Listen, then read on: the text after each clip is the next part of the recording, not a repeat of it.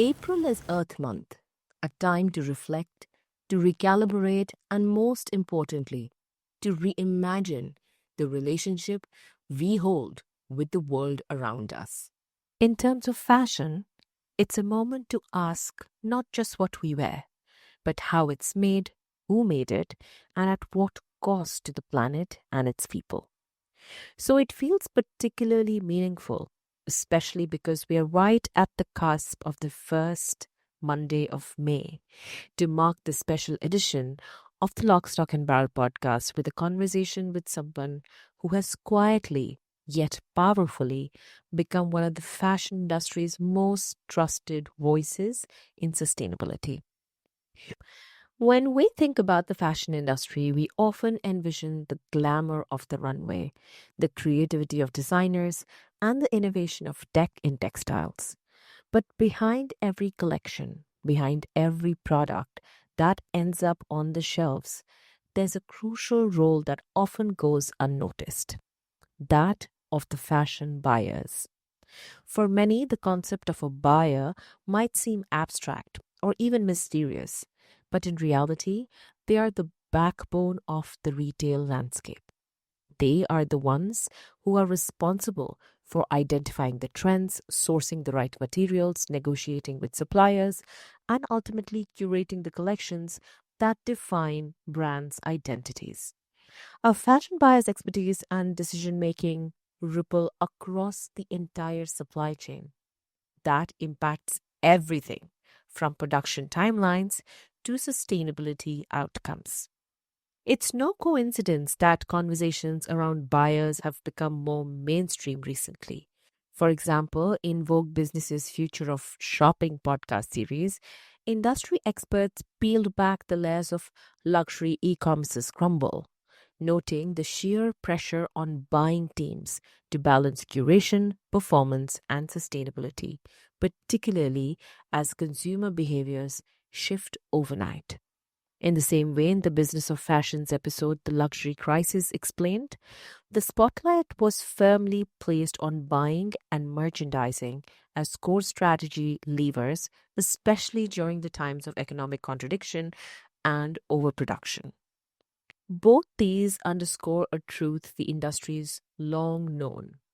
Buyers are not just tastemakers, they are decision makers, and increasingly, they are change makers. It is precisely this expertise, this insider's lens into the industry, that makes our conversation today so essential. And it is why I'm particularly excited to have Lydia Brearley with me. For over 2 decades, Lydia has been at the forefront of global fashion buying, working with some of the world's leading brands and suppliers. She's experienced firsthand the challenges of navigating the complexities of both traditional and sustainable fashion markets. Through her work, Lydia has not only elevated the role of buying within the industry, but has also become a trusted voice advocating for a future where fashion is more responsible, ethical, and sustainable. Lydia's journey from the fashion hubs of London, Brussels, and Shanghai to her current base in Malmö, Sweden, has shaped her understanding of the intricacies of the global supply chain. Her experiences, particularly in China, have profoundly influenced her shift towards sustainability, where she now helps brands integrate practices that are beneficial for both people and the planet. Lydia's insights are invaluable, and I consider this conversation just the beginning of many, many more to come. Lydia is not only a thought leader, but a passionate advocate for change. And today, we get to explore her perspective on where fashion is headed and how we can all be a part of the solution. This episode marks the first of many conversations with Lydia, and I'm certain that the insights she shares will provide our listeners with the kind of understanding that's critical as we navigate the intersection of sustainability, business, fashion, and our everyday life. We are in for a thought provoking and illuminating discussion, one that promises to deepen our understanding of the fashion industry and its evolving role in creating a sustainable future for all. So stick with me, and I'll bring Lydia on in just a moment to this Earth Month special episode of the Lock, Stock and Barrel podcast.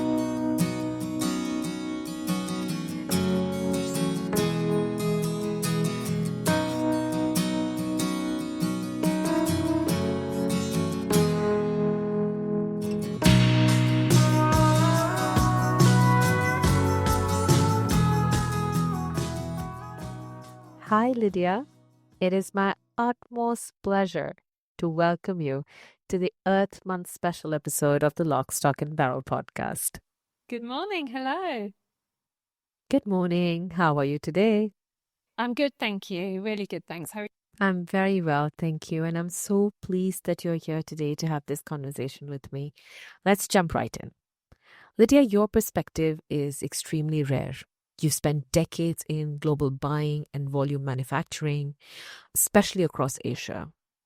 I know this, but I want you to talk to my listeners about that particular moment, that aha moment, if you will, that shifted how you viewed fashion's impact, and perhaps the moment that set you on the path towards becoming such a passionate advocate for sustainable change.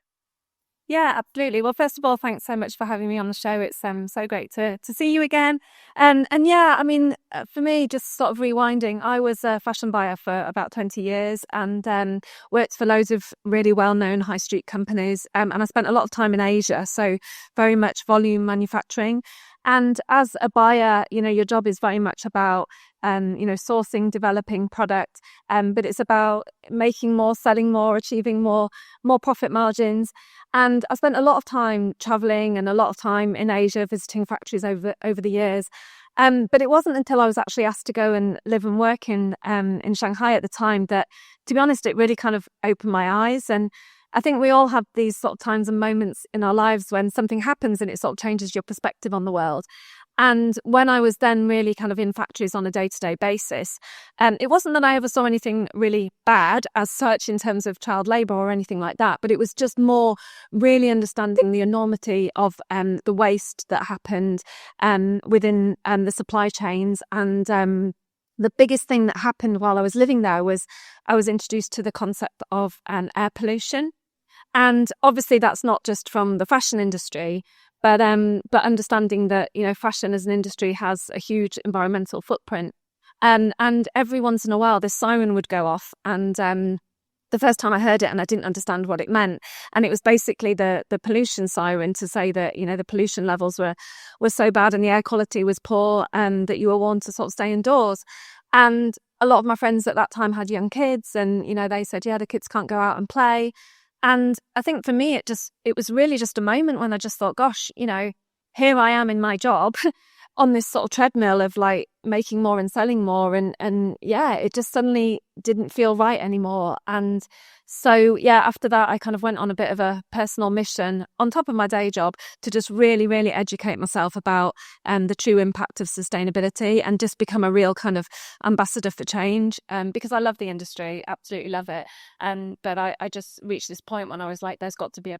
Wow, that visual of the pollution siren and children stuck indoors is so striking. It really underlines how real these issues are beyond supply chain spreadsheets. Since then, Lydia, we've seen the regulatory landscape become even more complex, and rightly so. But how are brands navigating all the noise around evolving sustainability legislation? And where do digital product passports actually help cut through some of it? Okay, so yeah, I mean, obviously legislation is a huge subject matter. And I think one of the things that I've really realised in the last sort of couple of years is that it just feels like there's this whole kind of myriad of different abbreviations and it's really hard to kind of join the dots and understand what it all means. And I've been working really closely on legislation to really try and sort of dissect that into a way that's understandable and relatable and to like everyday people in the industry to really help them understand what they can do within their roles. When it comes to digital product passports, I mean, I think this is going to be really, really exciting within the industry, because it'll enable brands to engage with consumers on a level that we've never really seen before. And, typically brands will think about sales, and that's kind of the goal, is to achieve your sales and to achieve your margins. But this will actually really enable brands to connect with consumers beyond sale. And that's like a really kind of new way of thinking. But if you've worked in the industry and you've worked in manufacturing side, you'll understand the complexity involved in supply chains. There's so many tiers, and there's so many different kind of subsidiaries, and there's subcontracting, there's different sewing units, and there's so many different moving parts. And also, when you think about materials, a lot of materials are, almost traded like a commodity. So actually, to really have that true visibility and transparency, especially when you're a huge brand with multiple SKUs and multiple suppliers, and it can be very difficult to sort of monitor and manage all of that information. But obviously now what we're seeing is we've got loads of technology which is coming in, which is really enabling brands to really map out their supply chains, really map out their sort of hotspots, and understand where the risks are and what the red flags are. But I guess one of the big challenges really is about the sort of validity of the information and verification and the integrity. A digital product passport is only as effective as the information that's provided, and actually having the real kind of integrity behind that information is going to be really crucial. And because there's so many moving parts and so many different things involved, I think one of the challenges in the industry is about really understanding who is sort of responsible and accountable for that information, to make sure that it is really kind of embedded through all parts of the supply chain. So yeah, lots of kind of challenges. And then obviously from an investment point of view, investment of, getting the right partner, investing in the teams and who are going to be able to actually monitor and manage all of this information, and investment in training to understand it. But all of these things are really an investment in the future, because that investment now is going to really, I believe, open doors in terms of businesses really facilitating themselves to a circular economy and the opportunity. Yeah, that idea of connecting with consumers beyond the sale really stayed with me. There's such potential there. I'd love to hear your perspective also, Lydia, on how emerging technologies are reshaping the fashion industry. I'm a big tech optimist, so I would love to know how you see emerging tech like traceability tools and DVPs reshaping the fashion business model itself and not just the compliance side of things. Yeah, I mean, I think technology is going to be a huge enabler for the industry, because actually without technology it's going to become so difficult to actually monitor all of this information. So I mean, we're seeing some really great partnerships, and there's Eon over in America who are partnering more with luxury brands, I'd say, although they are working with quite a lot more mainstream, but they've worked with brands like Chloe, and what we're seeing there is things like instant resales. So where not only is the digital product passport enabling true transparency of the products, but it's actually also enabling circular business models where consumers can actually sort of interact with those products and almost trade them themselves, and understand what the value of those is sort of beyond purchase. So it's really kind of unlocking other opportunities that we've maybe not really seen before in the industry. And then another company in Paris is Fairly Made. They were set up in 2019 and are working with about 100 different brands. And again, really enabling these points throughout the supply chain when they can really track and trace and validate, verify. So at any point in time throughout the supply chain, they've got a real handle on what is happening where, which obviously is really crucial in building trust with consumers as well. Exactly. It always comes back to resources, doesn't it? We've acknowledged it's a big hurdle, and the why is clear, but the how needs actual investment of time, money, and of people. For the smaller players, the SMEs and the startups, the ones we are so keen to support in our individual professions for sure, what would be your advice on securing those resources and making that business case internally for these smaller players? And I think the biggest thing at the moment for brands is just start collecting data, start mapping out your supply chains, even if you don't have a digital partner as yet to actually facilitate all of that information. You can't measure what you don't know. So it's like really starting to understand what the gaps are. And the thing with digital product passports is we've got an idea of what we think is going to be covered, but we don't 100% know at the moment. And so that's kind of creating a bit of anxiety in the industry, because we don't know what we need to comply with and what we need to showcase. But actually, if you can start to work with your suppliers to really map out all those different tiers, so not just where your factories are, but actually right through from where the yarn is being spun to where your materials are being sourced from and procured, and actually really mapping it out all the way through the chain, and understanding where the gaps are, then that's going to really give you a head start for when you do need to start actually investing in the right technology to support that. Yeah, I love the way you framed that without tech, mapping a supply chain is almost impossible. But not every brand is there yet. And of course, you know that a lot of our listeners are early stage entrepreneurs. So for them, let's say if you're a founder or product head at a small label, what's the first realistic step you should take to prep for what's coming? What do you think they should be doing? This is really interesting, again, because when you're designing products typically, and you're thinking about your consumer, and you're thinking about your competitors, and you're thinking about where you fit within the market. But actually now, it's not just thinking about, okay, making this product fit for purpose. It's really this whole idea about thinking about the end of life at the beginning of life when you're designing a product. So one statistic that we often hear is that 80% of a product's environmental impact is determined at the design stage. So it's this whole idea of really kind of thinking about what's going to happen to the product at the end of life, at the beginning of life. So, what's it made from? Can these materials be recycled, repurposed? And is it some kind of modular design where elements can be and this kind of design for disassembly idea where you can take elements out and you can repair parts and it can be easily reconstructed? Can those materials be used in different industries? So like footwear is a notoriously difficult industry for disassembling and using those components. But it's thinking about what can we do with these materials beyond the end of life, and how can we actually recapture the value? This kind of whole idea of waste is actually a really valuable resource, and how can we really recapture that value back in our supply chain? And that's really challenging because a lot of this is still new, and so we're all just trying to sort of navigate what good looks like and what the better option is, and what opportunities are out there.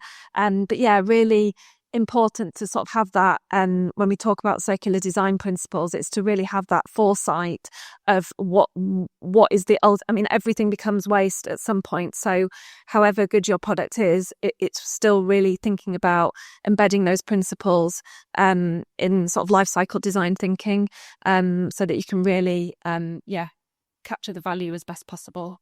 I love the clarity with which you describe circular design as designing for disassembly from day one. It makes things so clear. But I wonder how widely that mindset really is being adopted. Because when we think about traditional product development cycles, much of the focus has historically been on functionality, aesthetics, and market positioning. So could you share your perspective a bit more on how this evolutionary mindset of designing for disassembly from day one, how this mindset is shaping product development today, particularly in terms of circular design principles and life cycle thinking? Yeah, so again, typically brands would and teams would be measured on their sort of sales, their growth, their profitability. But actually now we're starting to see a real shift where it's what percentage of recycled materials are we using? But we need to think really beyond that and think about things like, what percentage of our products are actually being recycled or resold? Like what's the value of them in terms of circular business models? And do they have a first life and a secondary life? And actually, what does that look like? Because ultimately, as an industry, we need to be reducing the amount that we produce in the first place. So it's great if we've got textile recycling and these sort of opportunities, but we can't just recycle everything because we're almost creating another problem somewhere else in the world. So we need to be thinking, how do we create additional revenue from these other sort of circular business models? And we need to be monitoring and measuring the success of those. And again, that's still sort of quite a new situation. So as an industry, I think we're still trying to sort of navigate, what good looks like. But yeah, really thinking about things like new collections and how can we, like, what percentage of our range can we maybe design for disassembly, and what percentage of our range has got materials that can be fully recycled, and really starting to sort of monitor and measure those key criteria that's going to really shift us to a circular economy. Yeah, I agree. I completely agree that recycling alone can become its own problem. And this shift that you're describing towards a true, measurable, and holistic approach to sustainability is obviously becoming increasingly critical in the fashion industry. It's really no longer just about meeting green credentials or recycling materials. It's about embedding circularity into the very fabric of business operations. Um, Measuring progress is tricky as well. So, beyond just percentage of recycled materials, what other metrics matter most if a brand truly wants to shift towards circularity at scale? It's quite interesting because recently we've just seen the updates on the CSRD and the Triple D, which is all about due diligence in supply chains. And actually, what we're seeing there is a real kind of rollback in terms of the threshold of companies that need to actually comply. But what I feel is very much that this is about a moral compass, and it's about really understanding the true ethics about the people that are involved and employed within the supply chains. Again, so much stuff goes on in the supply chains, from wage theft and gender-based violence and child labour, grievance mechanisms, all those sort of things. And although we have audits in place in the industry, there's a lot of stuff that doesn't kind of almost get seen within those audits. And so I think for brands to have really strong relationships with their suppliers, where they really work together almost like a partnership, and they really put things in place right through the supply chain. So not just with the kind of garment manufacturers, but actually right through to the processors, to the printing, to the spinning, right down to where the materials are actually procured from, and putting almost like grievance mechanisms in place. So you're giving the workers a voice and giving them the opportunity to actually have their say. And that's just so important for businesses now. Like nobody wants to be seen doing anything bad in the supply chain, but it is genuinely really, it's really, really hard to monitor and measure. And you go to factories and you see all these certificates on the walls.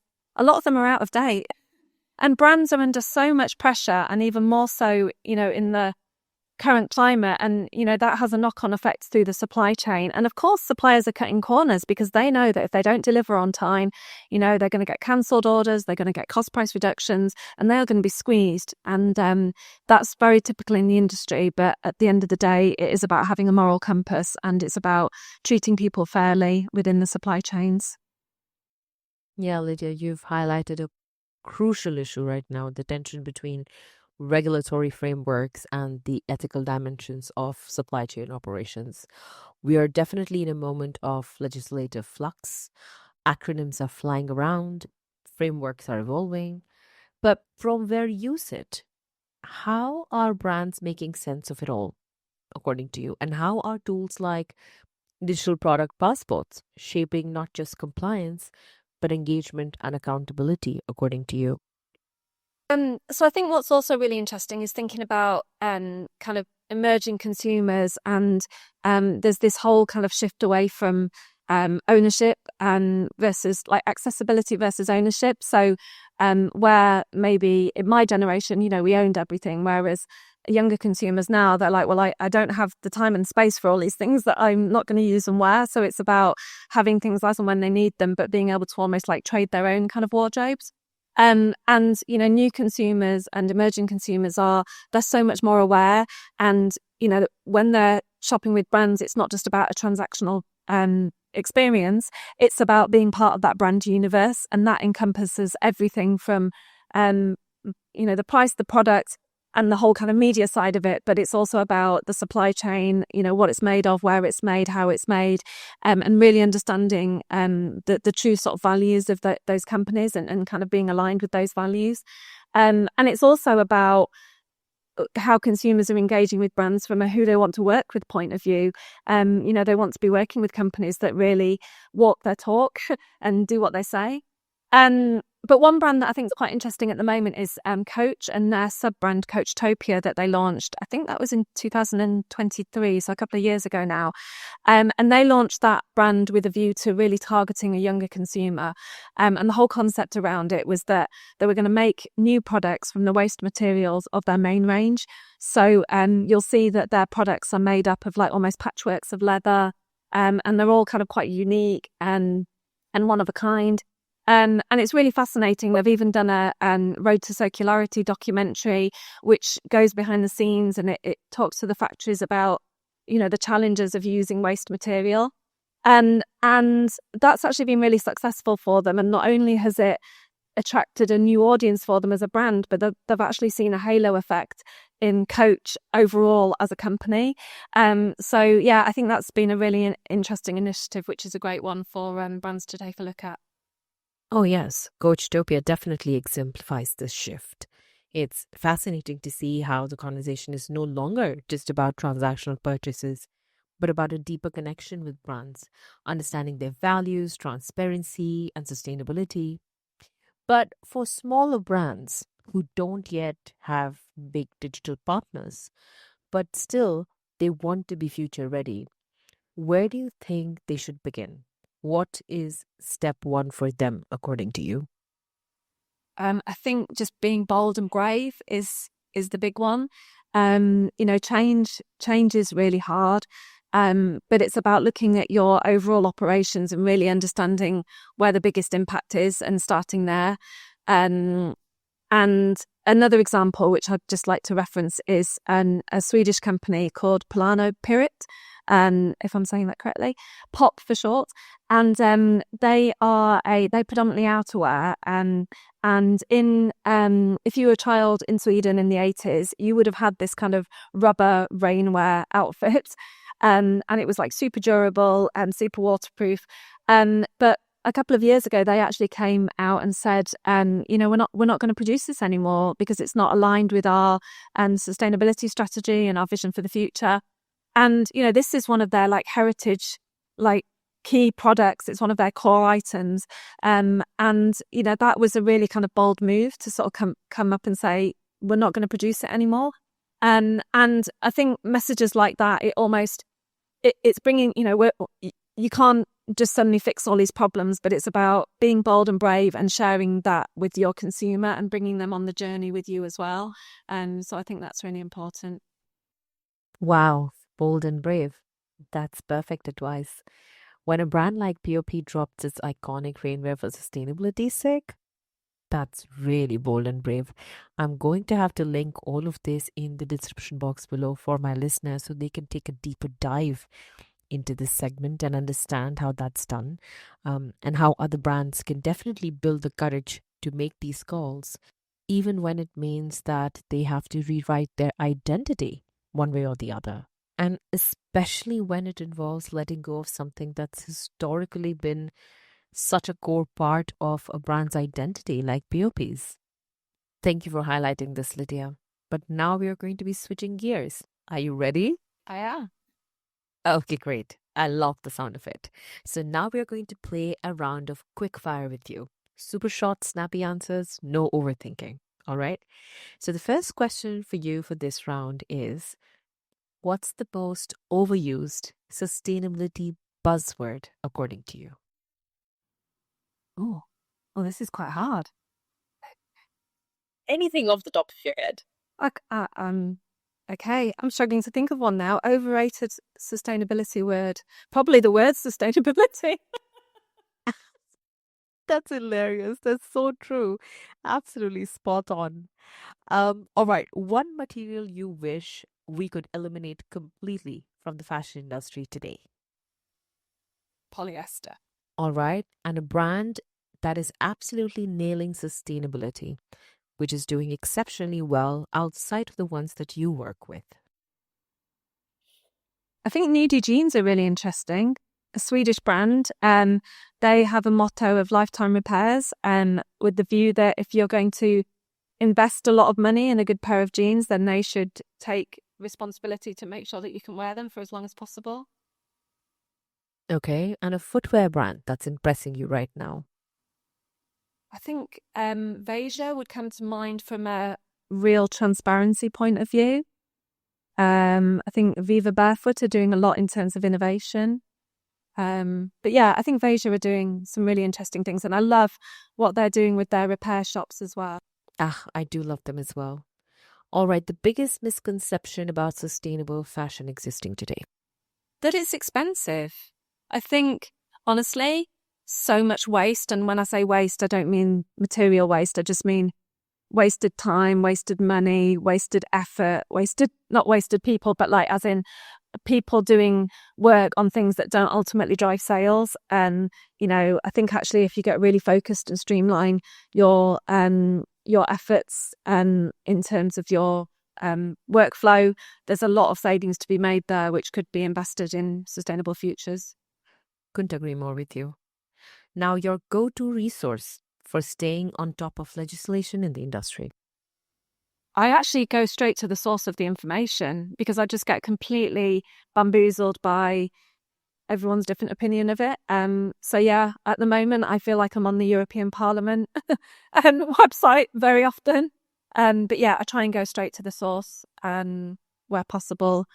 And if not, then, looking at things like Business of Fashion and, the big sort of industry and reports to see what their view is.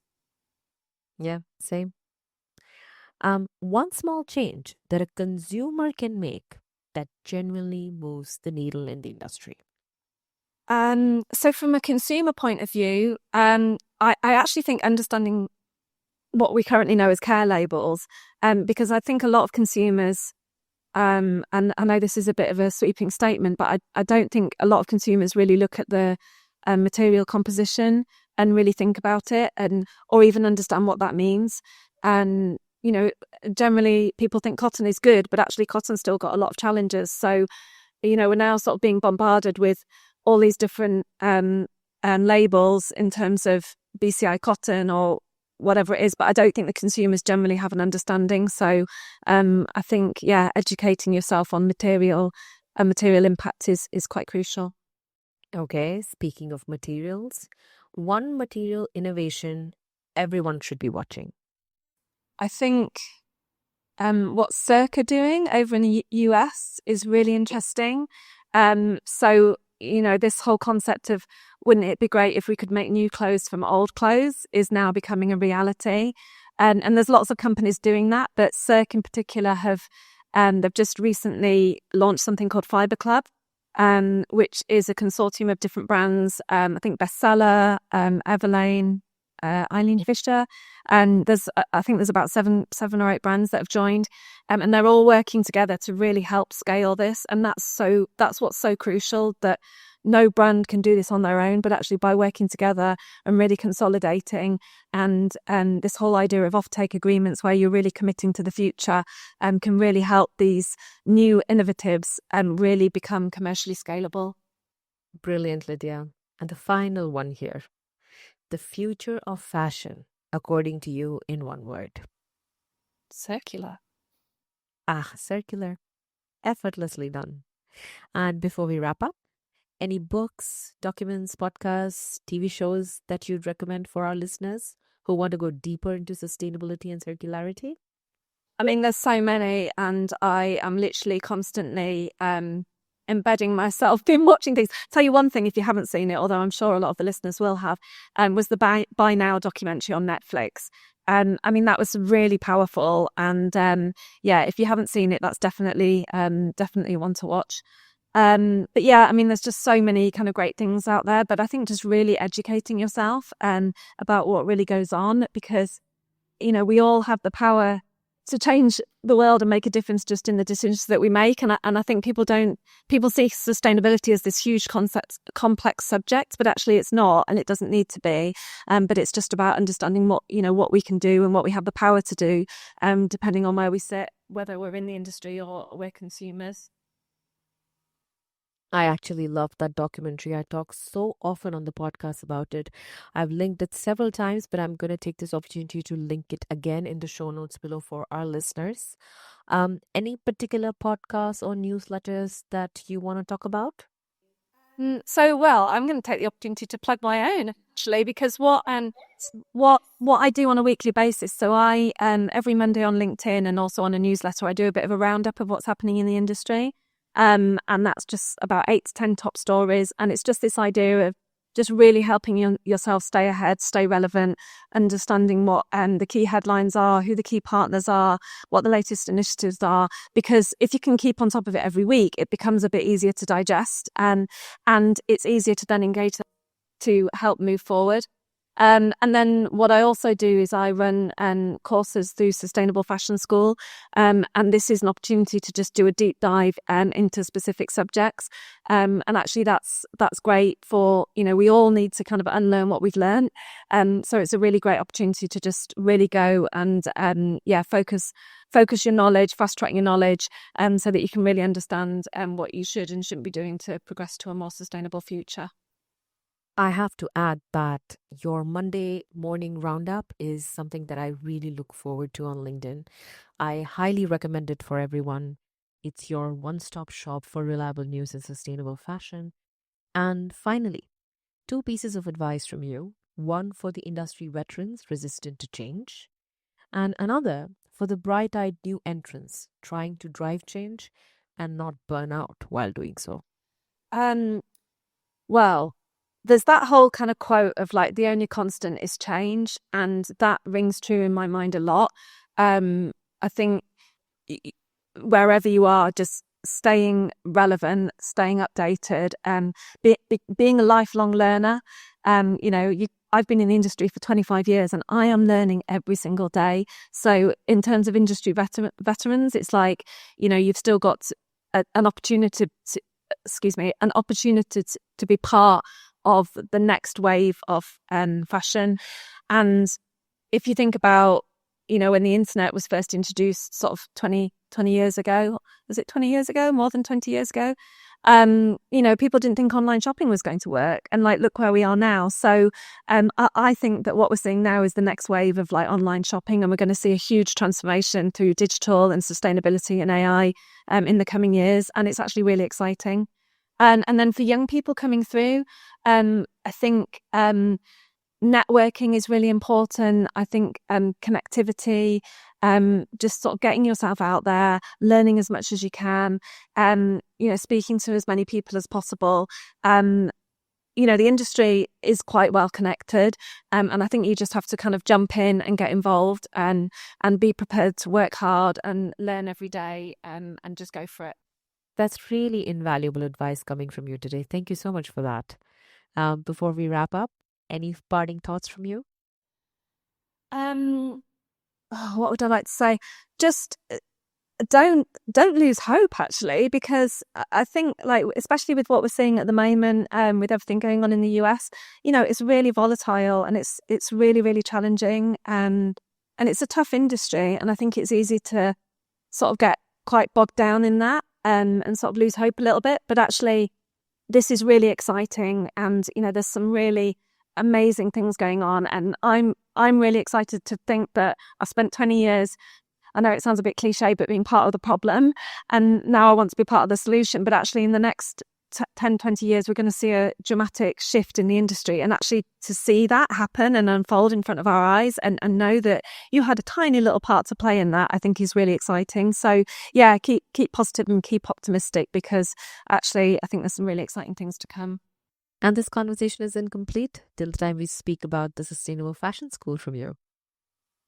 I started that a couple of years ago, again, just with this idea of, like, everybody needs to unlearn what they've learned in the industry, but where do you go to like learn all of that? There's so much happening, and Most people don't have the time and capacity in a full-time job to go off and kind of do all this research. And, going to university is expensive. And actually now, a lot of the stuff is almost out of date. By the time you finish your studies, things are moving so quickly. So I wanted to create this kind of educational platform that was really about true industry knowledge, but it was making it accessible, and it was based on how the industry is evolving, but it was also based on real life experience. So it's all online. It's self-paced. You can do it in your own time. It's all with myself, but I'm looking at how I can incorporate other industry professionals within that. But yeah, absolutely loving it, and really getting to build a real sort of community of people who are really passionate about building a better future for the industry. So it's really exciting. Lydia, thank you for your candor, for your clarity, and above all, for your conviction. It's not often that we get to sit across from someone who has truly seen the industry from every angle and still chooses to believe in its capacity to do better. Thank you so much for taking the time to have this conversation with me. I thoroughly enjoyed, and this is truly first of many that we are going to have on this podcast with you. Thank you so much for coming. Oh, thanks so much for having me. It's been really great to chat with you. Thank you. That was Lydia Brearley, and this Earth Month, our conversation feels particularly poignant. A reminder that change doesn't always begin with loud declarations, but with quiet courage. The courage to pause, to question, and to choose another way. To everyone listening, thank you for joining us in this moment. I hope Lydia's story inspires you as much as it inspires me, because the road to a more sustainable, more honest, and more human fashion industry is not linear. It's layered, and it's one we must walk together hand in hand. I'll be here every step of the way through 2025, holding space for these conversations for you, asking the hard questions, and celebrating the brave answers. And if you found value in this episode, be sure to subscribe so we can continue these conversations, helping you shift your mindset and make responsible, strategic choices for your businesses. Each episode of the LOCS-TALK BARREL Podcast comes with a dedicated page of resources to help you dive deeper and spark meaningful discussions, both on Substack and on LinkedIn. You can find them from the links in the show notes below. Join the growing LTB community to get the most out of every episode. I'd obviously love to hear your thoughts on this one. Reach out to me from the links in the comment section below. With that, this is Chani Srivastav signing off from the LOCS-TALK BARREL Podcast. Until next time, be well, stay curious, and do not underestimate the quiet power of your next decision.